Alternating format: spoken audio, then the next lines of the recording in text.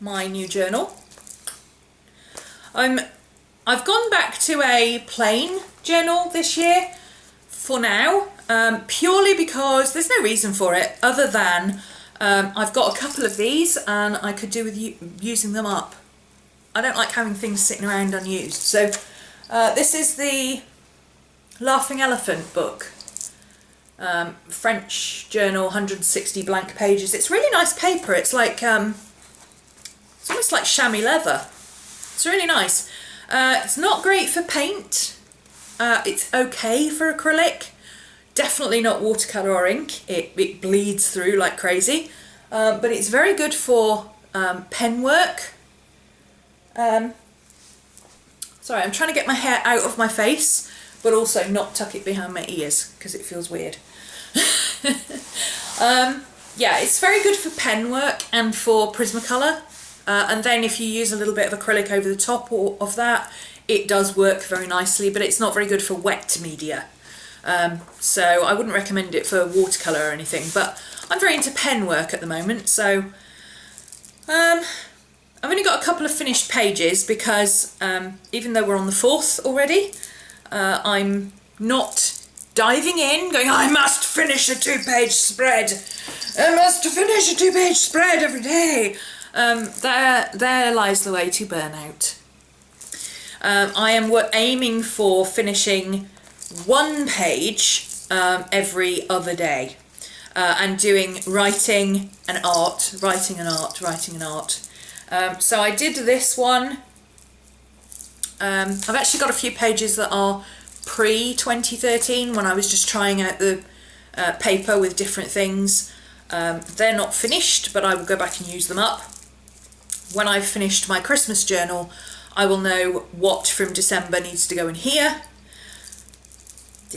I'll show you later. But I have a couple of pages finished. This is my page that I've finished. Let me come this side and then I can hold it up with my other hand. So I've got a little inky girl there. Some doodling. Some writing. This was basically, I did this on and off over about 2 days. This is January the 2nd and I've just done the writing today. And I think I started it actually New Year's Eve. So this is New Year's Eve, New Year's Day, 2nd of January, and then all the writing was done today. So that portrait and that took me like 3 days. So if you know how fast I work normally during my 3-hour things, classes, when I do an entire page in 3 hours, you'll know that that's quite slow even for me. But that's the pace I'm working at the moment. I can't do very much at a time.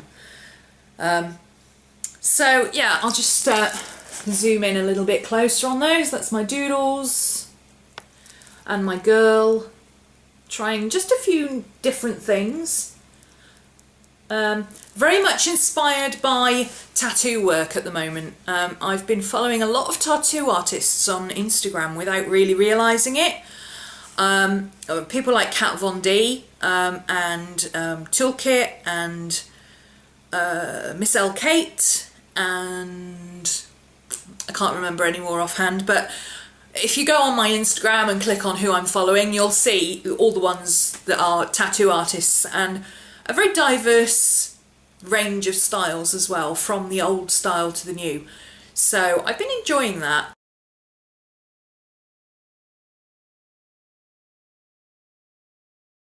This was what I worked on today, and yes, my shoulder is absolutely wrecking now and I'm not doing anything else for the rest of the day. Thorin Oakenshield. Really enjoyed doing this. I really enjoyed it because it's a portrait, obviously. It's a portrait, but it's a man, but with also very male features, because obviously he's a dwarf. But also very long hair, very long curly hair, which is quite girly, so it was quite difficult to do it was quite a challenge doing hair that was long and curly and pretty without making it pretty. If you take the face out, I think you can still see that that's male hair. So I'm really pleased with that. That was very difficult to do. And I loved all the different textures, like he's got leather gloves, pen. I'm sorry, I wasn't prepared for having to keep pointing at things. Leather gloves.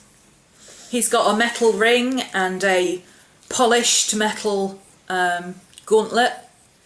He's got chunky linked chainmail breastplate. He's got cloth, blue cloth. Actually, I don't think it's blue in the film, but I saw his eyes. His eyes are really, really deep, dark blue, and I thought I really want to bring that out. But I thought it looked a bit odd just to have his eyes blue, so I did his shirt blue just to, you know, balance it. On film it works, but in a picture it doesn't. Then there's the texture of the fur of his coat, his hair, and his facial hair, and of course the beard and the moustache are two different textures. Then he's got a plait as well, and then he's got this burnished metal hilt of his sword and a ring, and then of course he's got very hard working men's hands, but his face is quite smooth but still weather worn. So just a fascinating portrait to do. I really enjoyed it. I did it very loosely in pen. I worked literally entirely in black ink pen initially to sketch it. Then I coloured it with pencil, not heavily coloured as you can see. An awful lot of it is graphite colouring and black Prismacolor. But I did get some browns in there, some flesh tints and the blue. And then I went back in and I did the heavy black ink, and then I sketched in just a quick 10-minute sketch of the mountain, because I love Tolkien's maps. Yeah. Hobbit geek, sorry. So yeah, I'm done with that one for today. I worked a bit too hard on it. I should have stopped and possibly continued it later or tomorrow, but what can I say? I was sitting in a coffee shop and I had nothing else to do.